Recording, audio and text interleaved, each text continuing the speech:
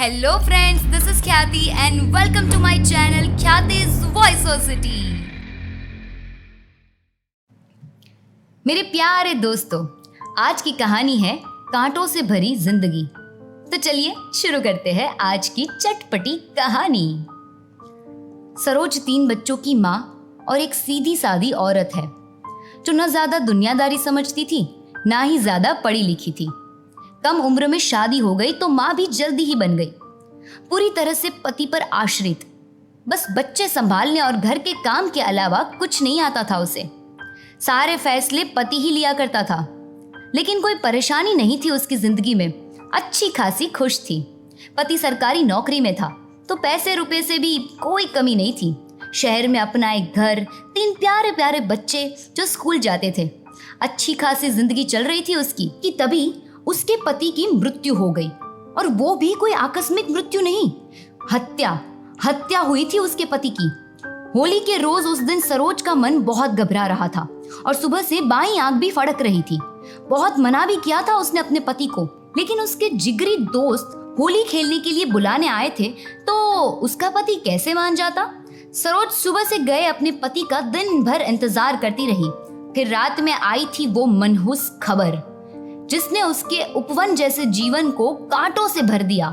सरोज इतनी हिम्मत वाली औरत नहीं थी कि ये सब सदमा वो आसानी से बर्दाश्त कर ले।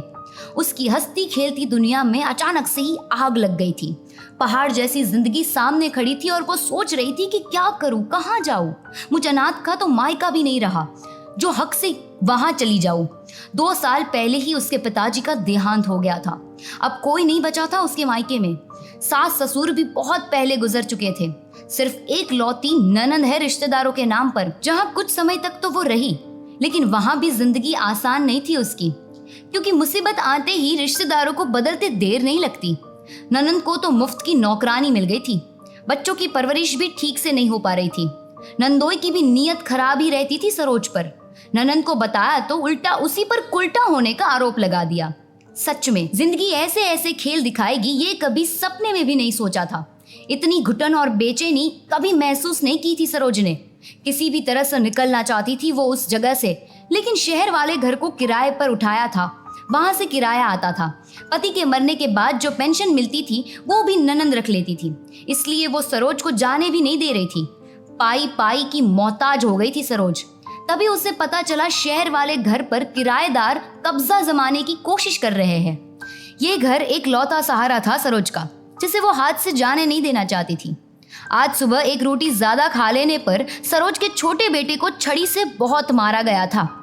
बस बहुत हुआ, सब्र की इंतहा हो चुकी थी। अब ये पहली बार नहीं था जब उसके बच्चे को पीटा गया हो। आज बांध टूट ही गया सरोज का। सरोज को खुद पर भी बहुत क्रोध आ रहा था। क्यों मैं इतनी कमजोर पड़ गई थी? क्यों इतना डर समा गया मेरे अंदर कि मैं अकेले नहीं रह पाई? कोस रही थी वो उस मनहूस घड़ी को जिस घड़ी वो ननंद का सहारा लेने चली आई थी। जबकि मैं अकेली तो नहीं थी, मेरे बच्चे थे मेरे साथ। मुझे अपने बच्चों के लिए यहाँ से निकलना ही पड़ेगा। सरोज ने मन में ठान लिया और 100 नंबर मिला दिया। पुलिस की मदद ली और अपने आप को ननंद के चंगुल से छुड़ाया और किराएदारों से अपना मकान भी खाली कराया। फिर पास के सरकारी स्कूल में 10वीं की परीक्षा का फॉर्म भर दिया और उस परीक्षा में वो प्रथम आई।